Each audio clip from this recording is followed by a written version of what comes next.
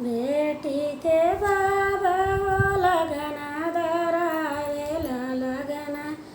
धरावेला अरे लगना धरावेला अरे लगना गइला नीचे काई रे लालना बेटी के बाबा हो लगना धरवाल अरे लगना धरवाल अरे आई लगन गइले नीचे काई रे लालना जैसे ही रोवेली बन के कोयलिया अरे बन के कोयलिया अरे जैसे ही जल बिन मछरिया रे लालना अरे जैसे ही जल बिन मछरिया रे लालना अरे जैसे ही जल बिन मछरिया रे लालना अरे वैसे ही रोए ना बेटी के पापा अरे बेटी के बापा अरे कैसे करबे बेटी कन्यादान रे लालना अरे कैसे करबे बेटी कन्यादान रे लालना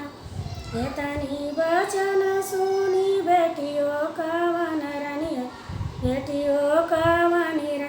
अरे पापा के लगे समझावे रे लालना अरे पापा के लगे समझावे रे लालना जैसे कमर बाबा तिलक चढ़वाला अरे तिलक चढ़वाला अरे वैसे ही किया कन्यादान रे लालना अरे वैसे ही किया कन्यादान रे लालना तू ही बेटी आगल तू ही बेटी पाग तू ही बेटी आगल तू ही बेटी पाग अरे तू ही बेटी लाड़ी का नादान रे लालना अरे तू ही बेटी लाड़ी का नादान रे लालना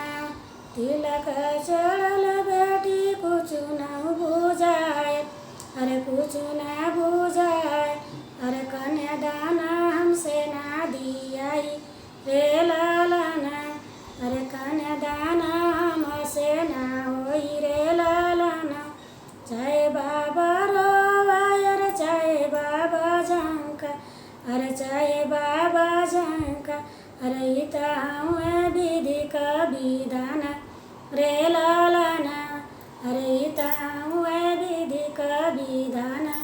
रे लालना अरे इता